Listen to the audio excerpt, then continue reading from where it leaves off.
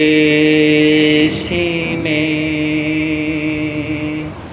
जिस भेष में जिस परिवेश में रहूं, नमो अरिहंत नमो अरिहंत नमो अरिहंत कहूं। जिस शान से जिस नाम से जिस जान में रहूं, नमो अरिहंत नमो अरिहंत नमो अरिहंत कहूं। जिस प्यारे से जिस ख्वारे से जिस संसार में रहूं,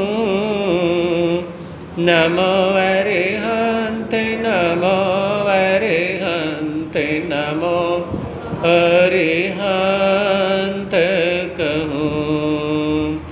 जिस ध्यान से जिस सम्मान से जिस जहान में रहूं, नमो अरिहंत नमो अरिहंत नमो अरिहंत कहूं। है समय नदी के धार के जिसमें सब बह जाया करते हैं। है समय बड़ा तूफान परवल पर्वत झुक जाया करते हैं। अक्सर दुनिया के लोग समय में चक्कर खाया करते हैं, लेकिन कुछ ऐसे होते जो इतिहास बनाया करते हैं, इतिहास बनाया करते हैं।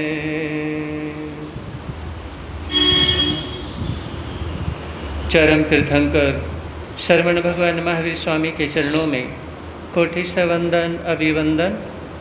पूज्य गुरुदेव के पावन चरणों में असीम आस्था के साथ कोटि से वंदन अभिवंदन। धर्म प्रेमी बंधुओं, कल सुना था आप लोगों ने कि जिंदगी की पहरेदारी कैसे करें।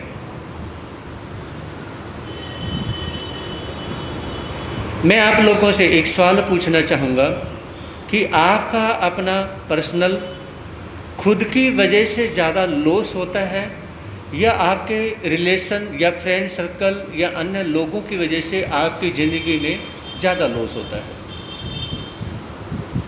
विचार करिए, बताएंगे कि आप खुद अपनी ज़िंदगी में ज़्यादा लॉस करते हैं, नुकसान करते हैं, या किसी अन्य व्यक्ति या जो परिवार के हैं या अन्य रिश्तेदारी के हैं या फ्रेंड सर्कल हैं, उनसे आपकी ज़िंदगी में ज़्यादा नुकसान होता है। खुद की वजह से ज़्यादा नुकसान होता है। अगर रियलिटी में आप विचार करेंगे, हमारी हैबिट्स जो हमारा शौक होती हैं, हमारी हैबिट्स की वजह से हम अपना नुकसान करते हैं। हमारे जो शौक हैं उनकी वजह से हम अपना नुकसान करते हैं। हम क्रोध की वजह से, घमंड की वजह से, मायाचार की वजह से, लोभ की वजह से अपना नुकसान ज़्यादा करते हैं। अगर सही में देखा जाए, हमारे पास में जितनी भी तरह के कोई भी XYZ जो माइनस पॉइंट हैं, उनसे हम अपना नुकसान ज़्यादा करते हैं। लेकिन हमें क्या लगता है कि हमारी वजह से हमारा नुकसान नहीं, अन्य जो परिवार के लोग हैं उनकी वजह से नुकसान होता है। आप सवेरे से शाम तक एक बार विचार करके देखें कि आपका नुकसान सिर्फ आपकी वजह से ज़्यादा हो रहा है। आपकी ज़िंदगी में, आपके संस्कारों में या रिलेशनों में, आपस में मन मुटाव होने में सबसे ज़्यादा नुकसान आपकी वजह से होता है।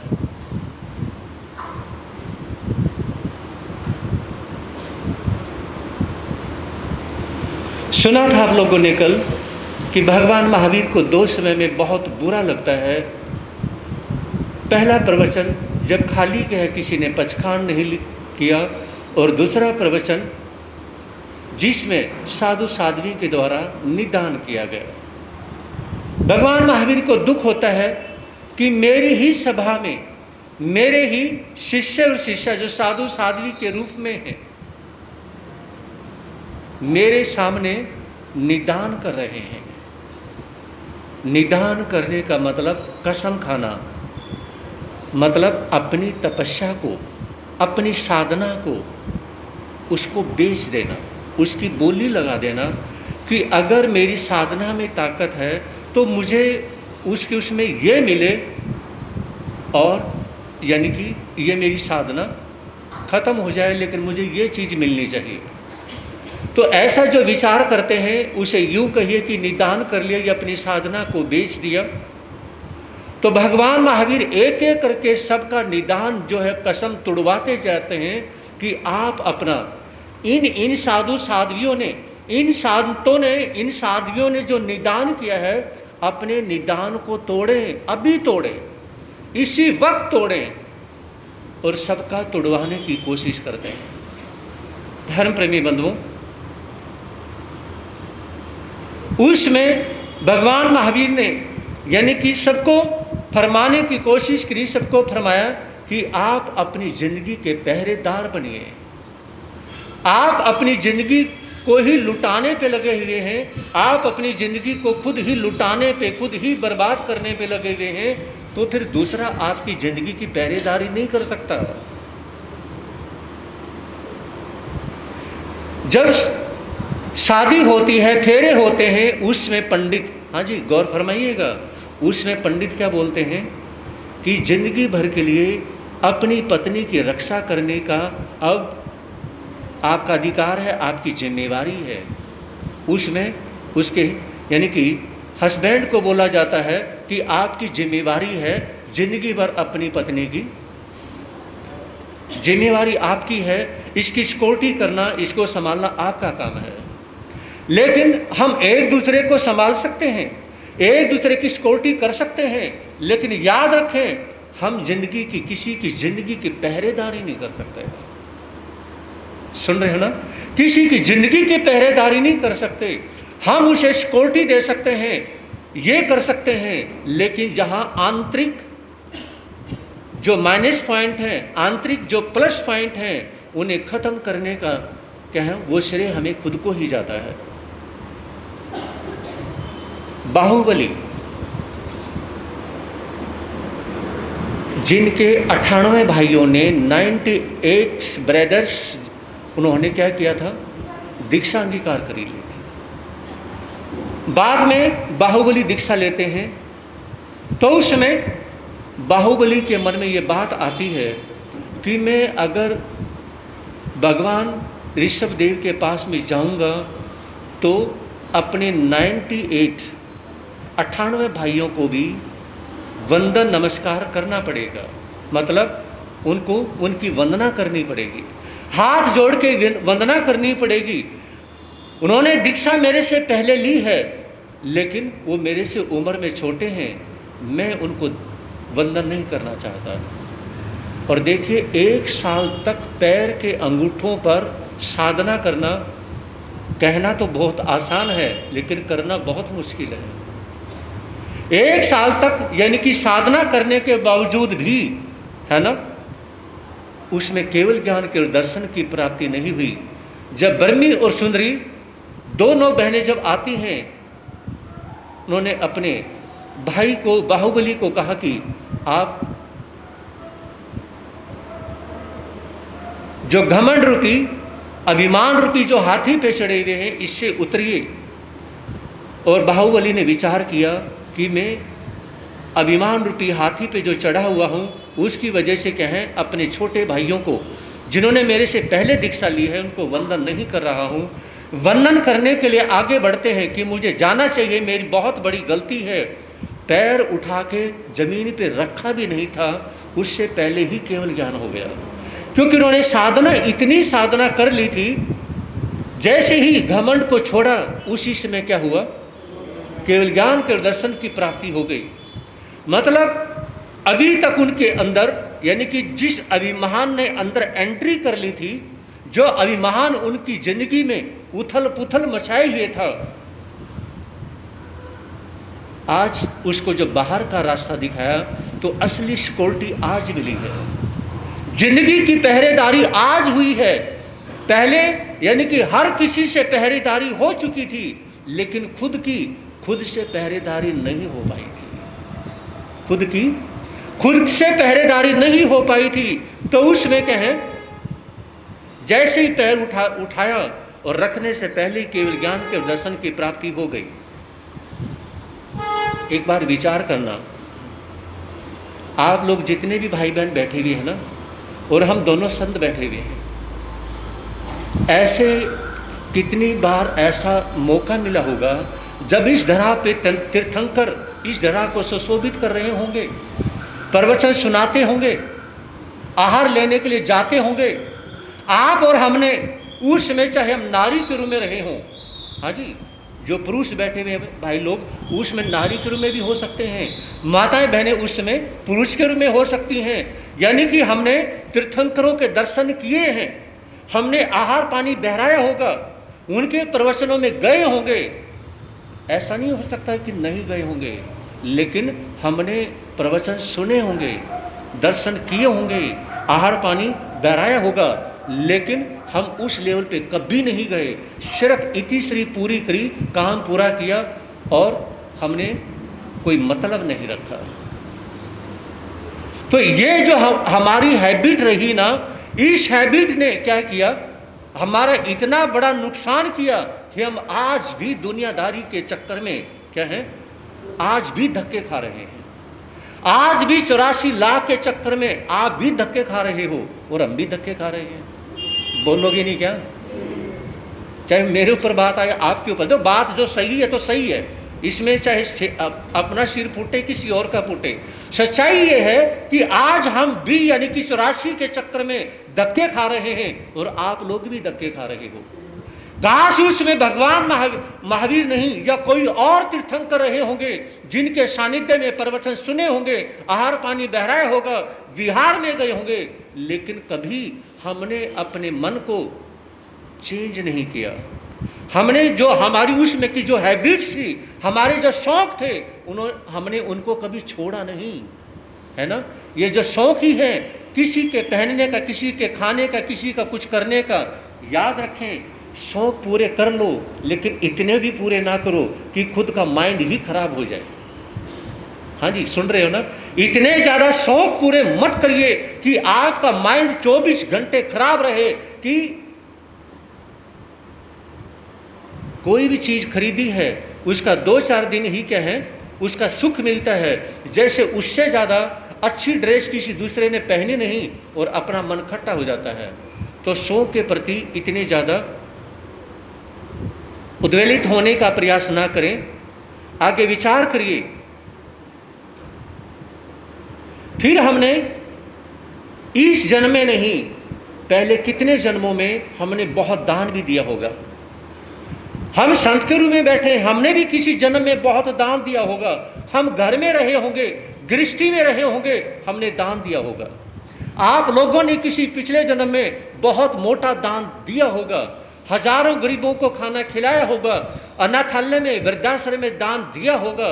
लेकिन दान दे करके हमने जो घमंड किया है, दान देने के बाद में हमने जो क्या है, खुद अपने गुण गाने शुरू कर दिए हैं, उसकी वजह से हम वहीं के वहीं रहे।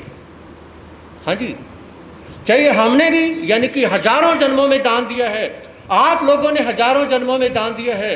तो ये जो कहें देने के बाद में हमने अपनी हैबिट्स को चेंज नहीं किया, अपनी जो आदत थी उसको चेंज नहीं किया, खुद गुण गाते रहे, घमंड करते रहे, गुण गाते रहे, घमंड करते रहे, जिसकी वजह से कहें हम वहीं के वही जिंदगी में सड़ते रहे, मरते रहे, सड़ते रहे और मरते रहे। कैसे? एग्जाम्पल एक्सेप्ट कर लिए। चलिए एग्जाम्पल को एक्सेप्ट करना। हमारे शास्त्रों की एक कहानी आती है, उस कहानी में आपको लेके जाना चाहूंगा। नंदन मणिहार, क्या नाम था? नंदन मणिहार। उन्होंने बहुत सारी बावड़ियां बनवाई, बहुत सारे यानी कि तालाब बनवाए, बहुत सारी धर्मशालाएं बनवाई कि वहां पर फ्री में, हाँ जी भाई लोग सुन रहे हैं ना, वहां पर फ्री में जो भी आएंगे फ्री में वहां पे रहेंगे, और ऐसे तालाब बनवाए ताकि किसी को पानी की कमी ना रहे। बावड़ियां बनवाई, कुएं बनवाए ताकि किसी प्रकार की किसी को पानी की यानी कि कोई कमी ना रहे। ऐसे बहुत सारे बनवाए। लेकिन अंतिम समय में क्या है, उन्होंने विचार किया कि एक बावड़ी और बनवा दूं। बहुत सुंदर, इतनी सुंदर बावड़ी पानी की बनवाई, और उस समय क्या है मन के अंदर ये भाव पैदा हुआ कि देखो ये बावड़ी मैंने बनवाई है, ये बावड़ी मैंने बनवाई है। उसके अंदर अभिमान जागृत हो जाता है, इतना ज़्यादा अभिमान आता है, इतना अभिमान आ जाता है उसके अंदर कि ये बावड़ी देखो मेरे द्वारा बनवाई गई है। अपने खुद गुणगान करते हैं, अपनी प्रशंसा करते हैं, और इस प्रकार से उनके प्रति इतनी ज़्यादा यानी कि इतनी ज़्यादा मोह की प्रवृत्ति हो जाती है, जिसकी वजह से अब इतना ज़्यादा धर्म ध्यान और इतना दान करने के बावजूद भी नंदन मणिहार मर के उसी बावड़ी में मेंढक बन जाता है। ये अपने शास्त्रों की कहानी है, गौर फरमाइएगा। ये हो सकता है कि हम जो संत बैठे हुए हैं, हमने भी किसी जन्मों में दान दिया हो और यानी कि ऐसे गुण गाए हों, हमने भी किया होगा। मुझे क्या पता, किया होगा, है ना। मैं ये नहीं कह सकता नहीं किया होगा, किया होगा जन्मों में, आपने भी किया होगा। हाँ जी, जब हम दुनिया के यानी कि इस राशि के चक्कर में धक्के खा रहे हैं तो इतने भले तो हो नहीं सकते, बोलते कि नहीं, इतने भले तो हो नहीं सकते। देखिए, एक किसी और पे कमेंट करने की बजाय हम अपने पे कमेंट करना सीख लें तो हम बहुत अच्छे हो जाएंगे। तो उसमें उसी बावड़ी में मेंढक बन जाते हैं और टर टर टर करते फिरते हैं, है ना। क्या तो जिंदगी थी मनुष्य गति की, और क्या जिंदगी बन गई त्रियज गति की। विचार करिए, एक मेंढक बन गए। भगवान महावीर की सभा यानी कि लगी हुई है और हजारों हजारों लोग जा रहे हैं प्रवचन सभा में। 2-4 बंदे उस बावड़ी के किनारे पर खड़े होकर बात कर रहे थे। अरे आपको पता है भगवान महावीर पधारे हैं, उस उद्यान में भगवान महावीर पधारे हैं, और हमें भी कहें जाना चाहिए प्रवचन में, हमें दर्शन करने चाहिए। क्या पता क्या बात सुनी जाए और कौन सी बात दिमाग पे ऐसी रिएक्शन कर जाए। कहाँ तो आज हम गृहस्थी के फालतू के चक्कर में पड़े हुए हैं, क्या पता क्या सुधार हो जाए। ऐसी बहुत सारी बातें वो कर रहे थे, और वो मेंढक टर टर करते हुए अपनी ही बावड़ी के अंदर जो मेंढक बना था वो किनारे पे आके, अब देखिए वो बातें सुनता है। जब पुण्य जागृत होता है तो कोई किसी न किसी रूप में सुन लेता है। आप कहेंगे कि वो त्रियज गति का जीव कैसे सुनता है। पंजाब में हमारा चातुर्मास था 2022 का, लोंगोवाल, ये संगरूर के पास में पड़ता है। हम जो है एक क्षेत्र में ठहरे हुए थे, 2 संत, गुरुदेव का दिल्ली में चातुर्मास था, तो 2 संत हम पंजाब में विचरण कर रहे थे। तो उसमें समाज के भाई कहे कि महाराज साहब हम सामान लेकर के चलते हैं, और इसमें क्या है हम दोनों संत जैसे ही निकले तो उसमें यानी कि समाज के भाई कहा कि जी हम गाड़ी में सामान लोड करके चलते हैं। तो मैंने कहा चलो हम चल पड़ते हैं, आप थोड़ा सा जैसे ही हम थोड़ा चलेंगे आप उसमें साथ में आ जाएंगे। तो साथ में यानी कि इंद्रेश में वो कहने लगे कि हम तो 2 ही संत हैं, आगे पीछे कोई साथ में नहीं है, तो किधर जाना है, किससे रास्ता पूछेंगे। मैंने कहा कि दूसरे पे डिपेंड होने की कोशिश कभी मत करिए। वैसे समाज के भाई आने वाले हैं और गाड़ी में सामान लोड करके आने वाले हैं, फिर भी किसी पे डिपेंड होने की कोशिश ना करें। भगवान ने हमें इंडिपेंडेंट रहने के लिए जो संत बनाया है, इंडिपेंडेंट रहने की कोशिश करें। कहा कि साथ में तो कोई है ही नहीं। आपको आश्चर्य होगा, हमने आसपास देखा कोई साथ में नहीं था, और 2 कदम चले थे, एक काले रंग का कुत्ता और साथ में चलना शुरू कर दिया। तो अब इंद्रेश मुनि जो थे वो कहने लगे कि ये काट ना ले। मैंने कही काटने वाला बिल्कुल नहीं है, ये हमारा विहार करवाने के लिए है। 2022 की मैं बात बता रहा हूँ। तो आश्चर्य होगा कि हमने 20 किलोमीटर का विहार किया और वो डोगी साथ में 20 किलोमीटर तक विहार करवाता रहा। हमने जहाँ पे हम ठहरे थे और वहाँ पे ठहर करके जैसे ही मैंने उनको कहा कि एक काम करो, सामान रख लिया है, आप पानी लेके आ जाओ और मैं दूध पानी नाश्ता पानी लेके आ जाता हूँ। वो कुत्ता साथ में गया। मैं 15-20 घरों में जब जैसे ही आहार पानी के लिए गया, और वो कुत्ता मेरे साथ में घर के अंदर भी एंट्री करता है, रसोई के बाहर खड़ा होता है, और वो परिवार के लोग सभी कहते हैं कि महाराज जी ये कहाँ से। मैंने कहा मुझे भी नहीं पता ये कहाँ से है, लेकिन इसने 20 किलोमीटर का विहार भी करवाया है, अब ये मेरी गोचरी भी करवा रहा है। तो उसमें सारे यानी कि आहार पानी करके जैसे ही मैं स्थानक में घुसा, और वो डीओजी वो चला गया। और ऐसे ही एक डोगी क्या है, अभी तो हमें लगभग 4-5 साल हो गए, कहाँ पे, कांदला में गए हुए। लगभग कई साल से वहाँ पर एक डोगी रहता था, और वहाँ की समाज ने कहा कि महाराज जी यहाँ पे जो एक कुत्ता है ना, कभी किसी के घर की रोटी नहीं खाता।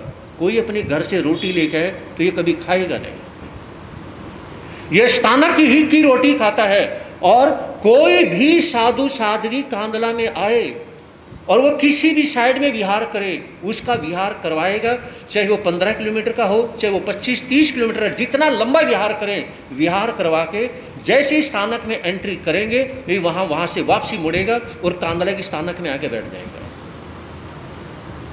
और कृष्णों में, ध्यान से सुनिए, हाँ जी सुनने की बात है, कहा कि कृष्णों में ये जल्दी से रोटी नहीं खाता है। विचार करिए, तो उसमें ये सेवक इसको रोटी बना के देगा तो ये रोटी खाएगा, कि कोई भी भाई स्थानक से रोटी लेके अगर इसको खिलाएगा तो खा लेगा, नहीं तो घर की रोटी ये कभी नहीं खाता। मैं कहना चाहूँगा, जब पुण्य जागृत होता है, आत्मा के अंदर जागरण होता है, तो त्रियंच गति के जीव जो होते हैं ना, ये भी क्या है, इनके अंदर भी विवेक आ जाता है। तो ऐसे ही क्या है, हमने भी ऐसे तीर्थंकरों के दर्शन किए होंगे। तो कहने का तात्पर्य क्या है, जब विवेक जागृत होता है तो हम अनंत पुण्य का बंधन कर लेते हैं, और जब विवेक के ऊपर पर्दा पड़ता है, समझ के ऊपर पर्दा पड़ता है, तो क्या कर लेते हैं, हम अपना ही नुकसान कर लेते हैं। एक समय की बात है, अभी नई नई शादी हुई थी, और 2 साल शादी को हुए, कोई भी बच्चा नहीं था। फिर उनके यानी कि लड़के के जो माता पिता थे वो भी नहीं रहे, घर में सिर्फ 2 ही सदस्य रह गई, पति और पत्नी।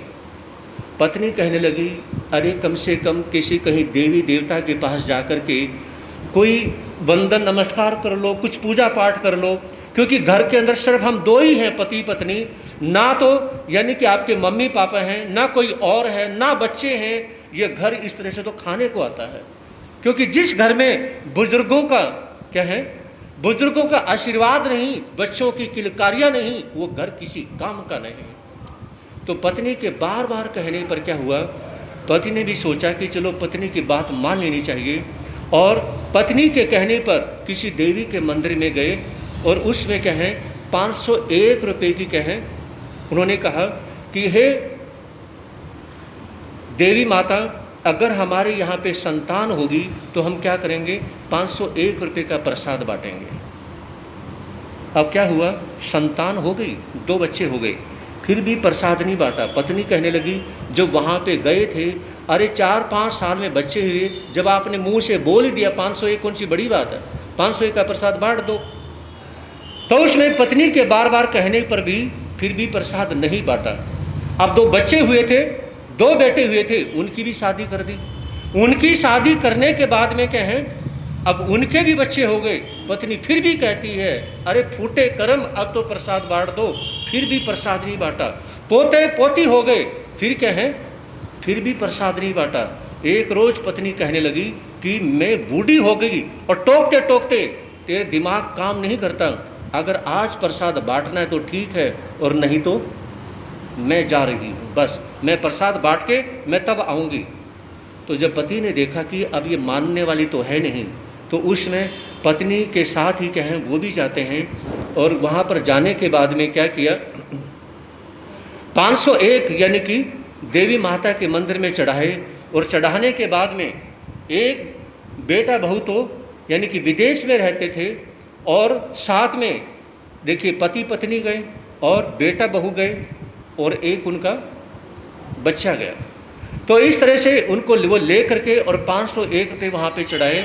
तो शेठ जी कहने लगे कि जिनकी देखिए अब 65-70 साल की उम्र हो चुकी थी, कहा कि देवी माता ये मैं 501 रुपये में चढ़ा रहा हूँ, अब आप कृपा करें कि आपका बेटा आपके मंदिर में आए और वो खाली चला जाए, आपको अच्छा तो नहीं लगेगा ना।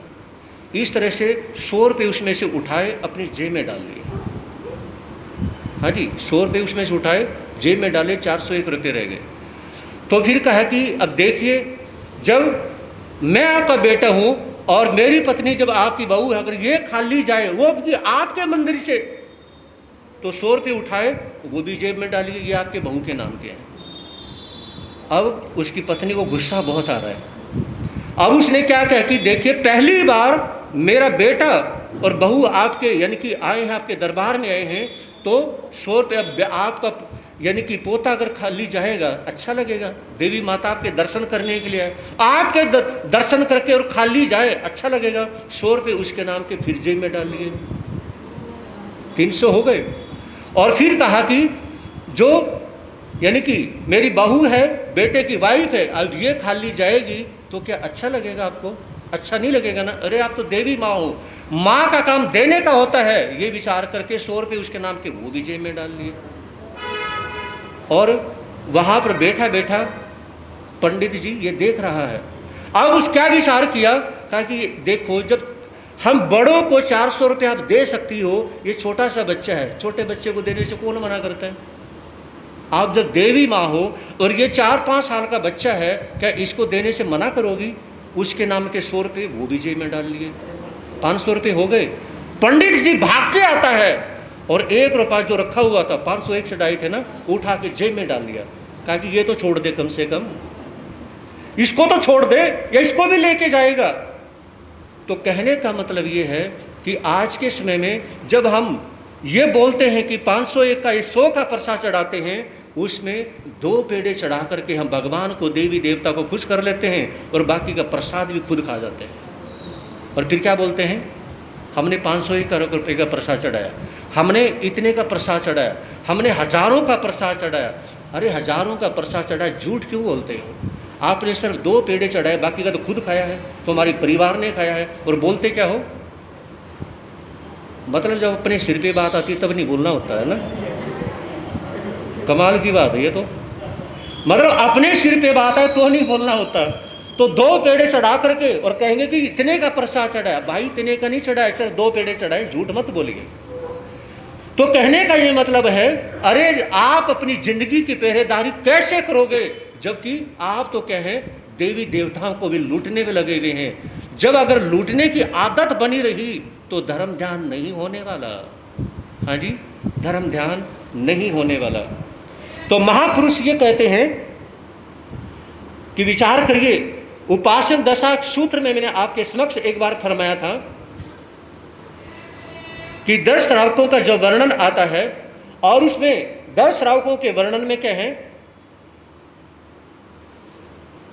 10 श्रावक ऐसे थे जो उम्र होने पर 40, 45, 50 की उम्र होने पर वो अपने घर को छोड़ करके, जिन धर्म के प्यारे लोगों ये सुन लो अमर कहानी, हम भूल गए हैं जिनको जरा याद करो कुर्बानी।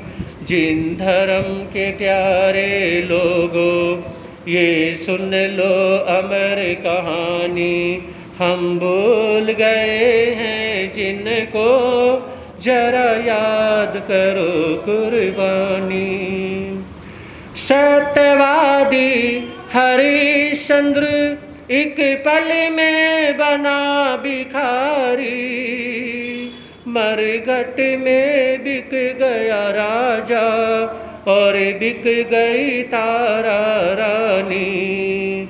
वे अटल रहे धर्म पे फिर हो गई सब आसानी, हम भूल गए हैं जिनको जरा याद करो कुर्बानी।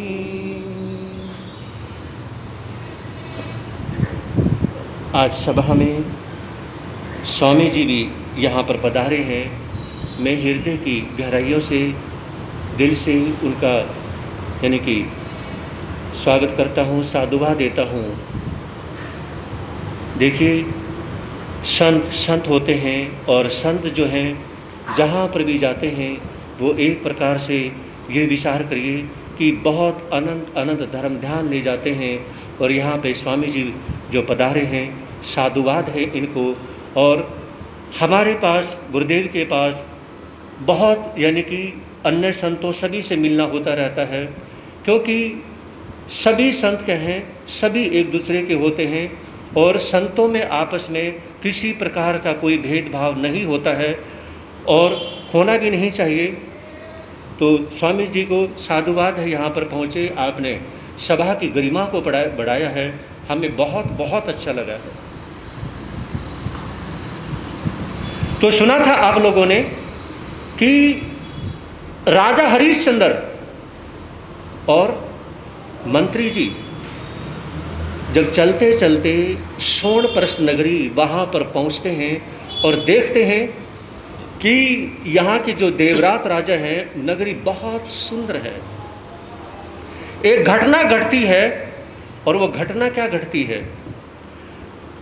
राजकुमारी देवरात की श्रेष्ठ सुंदरी श्री तारा निज सखियों के साथ सरोवर आई शुभ स्नेहा गारा, पुष्पहार रच कर नाना विधि क्रीड़ा कौतुक करती है, स्फटिक स्वच्छ गंगा धारा सी राजा का मन हरती है।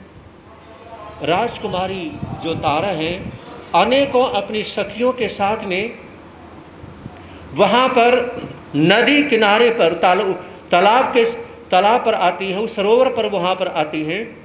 तो उसमें क्रीड़ा करती हैं, उछल कूद करती हैं, मस्ती करते हुए वहाँ पर कहें अटखेलियाँ कर रही हैं, खेल रही हैं। तो इस तरह से राजा ने वहाँ पर देखा। अब राजा की नज़र, राजा हरिश्चंद्र की नज़र कहाँ जाती है? राजकुमारी तारा पर जाती हैं और उसको वो ध्यान से देख रहे हैं। तो इतने में एक घटना घटती है। क्या घटना घटती है?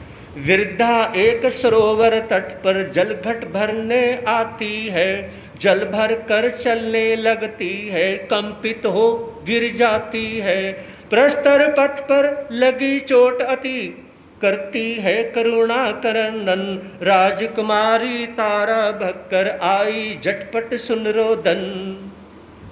तो उसमें जैसे ही राजकुमारी तारा अपनी सखियों के साथ में अटखेलियाँ मस्ती कर रही थी, तो उसमें एक वृद्धा माता, एक बुजुर्ग माता, बड़ी उम्र की, एक छोटी सी मटकी ऐसे बगल में दबा करके वहाँ पर आती है पानी भरने के लिए। तो क्या देखा कि जैसे ही वो सरोवर के तट पर आती है उनका पैर स्लिप हो जाता है और उसमें वहाँ पर वो किनारे पे गिर जाती हैं और ज़ोर से चिल्लाना और रोना शुरू करती हैं। राजकुमारी ने जब यह देखा, राजकुमारी तारा अपनी सखियों को नहीं बोलती है, खुद ही आगे भागकर आती है और उन्हें अपने हाथों में अपनी गोद में उठा लेती है। तो राजकुमारी के तारा के जो कपड़े हैं वो पानी में, मिट्टी में खराब हो जाते हैं, लेकिन तारा ने ये नहीं देखा कि मेरे कपड़े खराब हो रहे हैं, मैं अपनी सखियों को बोल दूं। वो अपनी सखियों को भी बोल सकती है, लेकिन सखियों को बोलने की बजाय उन्होंने खुद ही किया। और इधर से तालाब के दूसरे किनारे पर यह दृश्य हरिश्चंद्र देख रहे हैं। तो उसमें राजकुमारी उन्हें अपनी गोद में उठा करके पेड़ के नीचे बिठाती हैं और कहें पैर को सहलाती हैं, उन्हें आराम देती हैं। तो इस तरह से वो बुढ़िया माता क्या कहने लगी, राजकुमारी नहीं मानुषी तू है देवी सर्वोत्तम, धन्य भाग्य सोन पर जाके बरस रहा है संपरसम, जैसी है वैसा ही तू पति भी सर्वोत्तम पाना, महिमान्वित हो स्वर्णासन पर तू सम्राज्ञी कहलाना। तो उसमें थोड़ी देर के बाद में अब वो बुढ़िया माता कहें, दोनों हाथों से तारा के सिर पे हाथ रख के आशीर्वाद देती हैं कि बेटी, मैं आज दिल से कहना चाहती हूँ कि तू एक सिर्फ राजकुमारी, एक लड़की नहीं है, तू एक देवी है, देवी। और जिस तरह से तेरे विचार हैं, तेरे कपड़े कीचड़ में, पानी में सन गए हैं, लेकिन तूने अपनी गोद में उठा करके जो मुझे प्यार भी दिया है, मुझे सहलाया भी है, और तूने कभी ये नहीं विचार किया कि मेरे कपड़े खराब होंगे। बेटी, जिस प्रकार से तेरी श्रद्धा है, भावना है, एक रोज़ तू अपने से भी बड़ा और अच्छा पति प्राप्त करेगी। तेरे जो पिता राजा हैं उससे भी बड़ा राजा जो होंगे, उनके साथ में तेरी शादी होगी और बहुत अच्छा पति तुझे मिलेगा। मैं दिल से कहती हूँ बेटी कि मेरा आशीर्वाद जरूर फलेगा और तू बहुत बड़े राजा की रानी यानी कि समागी बनेगी। कवि ने यहाँ पर अपने भाव प्रकट करते हुए क्या कहा, हीरा जन्म गवाए दया बिन बावरिया, हीरा जन्म गवाए दया बिन, हीरा जन्म गवाए दया बिन बावरिया, हीरा जन्म गवाए दया बिन, कोमलता का भाव न मन में, कोमलता का भाव न मन में, फिर क्या सुंदरता इस तन में, फिर क्या सुंदरता इस तन में, जीवन विष बरसाए दया बिन बावरिया, जीवन विष बरसाए दया बिन, हीरा जन्म गवाए दया बिन बावरिया, हीरा जन्म गवाए दया बिन, दीन दुखी की सेवा कर ले, दीन दुखी की, पाप काली माँ अपनी हर ले, पाप काली माँ अपनी, तिहु जग मंगल गाए दया बिन बावरिया, तिहु जग मंगल गाए दया बिन, हीरा जन्म गवाए दया बिन बावरिया, हीरा जन्म गवाए दया बिन, धन लक्ष्मी का गर्व न करना, धन लक्ष्मी का, आखिर तो सब तज कर मरना, आखिर तो सब तज कर, पर हित क्यों न लुटाए दया बिन बावरिया, परहित क्यों न लुटाए दया बिन, हीरा जन्म गवाए दया बिन बावरिया, हीरा जन्म गवाए दया बिन। यह जीवन है एक कहानी, यह जीवन है पाप पुण्य है शेष निशानी, पाप पुण्य है शेष, अमर सत्य समझाए दया बिन बावरिया, अमर सत्य समझाए दया बिन, हीरा जन्म गवाए दया बिन बावरिया, हीरा जन्म गवाए दया बिन। तो यहाँ पर कहना चाहूँगा कि कवि यहाँ पर फरमाते हैं कि हमारी ज़िंदगी में हमारे जाने के बाद, हमारे मरने के बाद में कुछ भी शेष नहीं रहेगा। एक मुट्ठी हमारे शरीर की राख होगी और पीछे अगर कुछ बचेगा वो पुण्य और पाप बचेगा। हमारे द्वारा किए गए पाप, हमारे द्वारा किए गए पुण्य वो पीछे रह जाएंगे। पुण्य हमें हमेशा कोसता रहेगा। पुण्य से हमें हमेशा क्या है, यानी कि समृद्धि और यश मान सम्मान मिलता रहेगा। और पाप से हमें क्या है, पाप से हमें गालियाँ मिलती रहेंगी।